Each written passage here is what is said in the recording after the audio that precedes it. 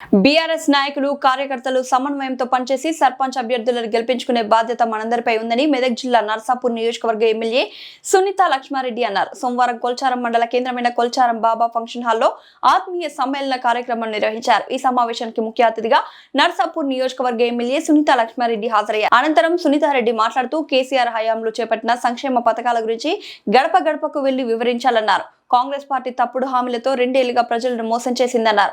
ప్రజా సమస్యలను తీర్చడంలో కాంగ్రెస్ ప్రభుత్వం విఫలమైందన్నారు.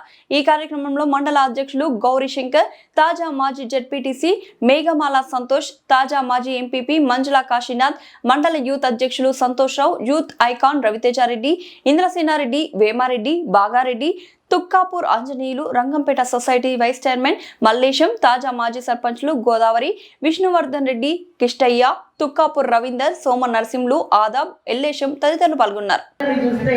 మెజారిటీ సర్పంచ్లు మనం గెలవబోతామన్నది స్పష్టంగా అర్థమవుతోందని చెప్పేసి నేను తెలియజేస్తా ఉన్నా.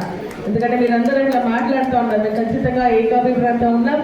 గ్రామంలో మేము ఒక్కరినే సర్పంచ్ క్యాండిడేట్ పెట్టుకుంటున్నాం, వారిని గెలిపించుకొని తీసుకొస్తామని చెప్పేసి చెప్తున్నారు. చాలా చాలా సంతోషం అని చెప్పేసి కూడా నేను ఈ సందర్భంగా తెలియజేస్తాను. మనది 3వ విడతలో ఉంది సర్పంచ్ ఎన్నిక. మరి 3వ తారీఖు నుంచి నామినేషన్స్ ప్రారంభమవుతా ఉన్నాయి. 17వ తారీఖున ఎన్నికలు ఉన్నాయి. కాబట్టి నేను మీ అందరూ కూడా విజ్ఞప్తి చేసేదానంటే కార్యకర్తలకు, నాయకులకు, అదేవిధంగా ముఖ్యులందరికీ కూడా మరి ఈ 15 రోజులు మనకు ఉన్నటువంటి పనులన్నీ కూడా పక్కకు పెడదాం. కోతలు ఉండే మొన్నటి వరకు దాని కోతలు కూడా అయిపోయినాయి. మరి పక్కకు పెట్టి మన క్యాండిడేట్ ఒక గెలుపు కోసం అహర్నిశలు కృషి చేద్దామని చెప్పేసి కూడా నేను ఈ సందర్భంగా తెలియజేస్తా ఉన్నాను. ఏదైనా గ్రామంలో మరి ఇండివిజువల్ అంటే ఒక క్యాండిడేట్ రాకపోయినట్టయితే మళ్ళీ మండలి టీం కూడా ఆ గ్రామాలకు తిరిగి ఏకాభిప్రాయం వచ్చే విధంగా ప్రయత్నం చేస్తామని చెప్పేసి కూడా నేను తెలియజేస్తాను.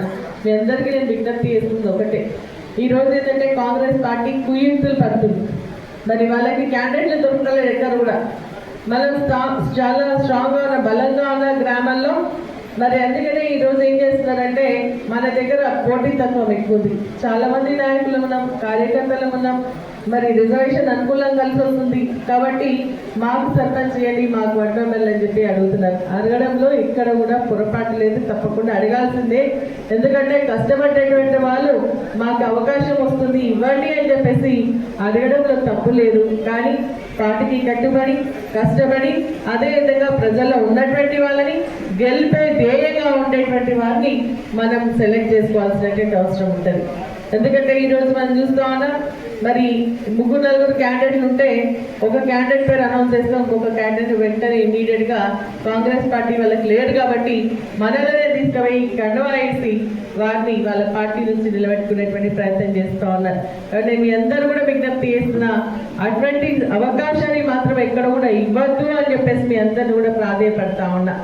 ఎందుకంటే మన దాంట్లో ఎందుకంటే ఈ సర్పంచ్ ఎన్నికలు అనేవి చాలా కీలకం అని చెప్పేసి ఇంతకు మాట్లాడినట్టుగా ఒక్కొక్క ఓటు మనకు చాలా అవసరం. కాబట్టి ఏ ఒక్క ఓటు కూడా బయటికి పోకుండా మనందరం కూడా కష్టపడాలని చెప్పేసి తెలియదు.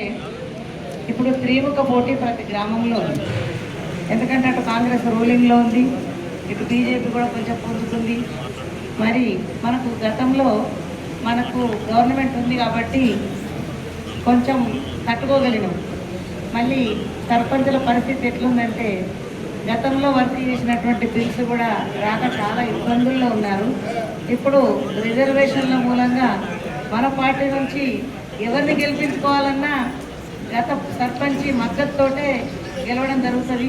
కాబట్టి ఈ రిజర్వేషన్లలో ఎస్సీకి వచ్చినా మహిళకు వచ్చినా వాళ్ళు ముందుండి ఆర్థిక ఇబ్బందులను అన్నింటిని ఎదుర్కొని గెలిపించుకోవాల్సిన బాధ్యత మాజీ సర్పంచ్ల మీదనే ఉన్నది, ఎంపీటీసీల మీద ఉంది, జెడ్పీటీసీల మీద ఉంది, ఎంపీపీ మీద కూడా ఉంది. చాలా వరకు వాళ్ళు కూడా హార్డ్ వర్క్ చేయాల్సిన అవసరం ఉంది.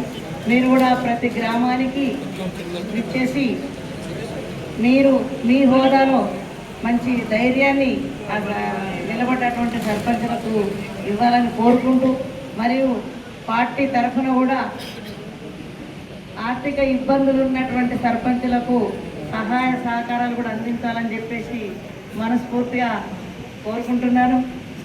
కార్యకర్తలు కానీ నాయకులు కానీ ఎప్పుడు కూడా మర్చిపోవద్దని చెప్పేసి కూడా నేను ఈ సందర్భంగా తెలియజేస్తా ఉన్నా.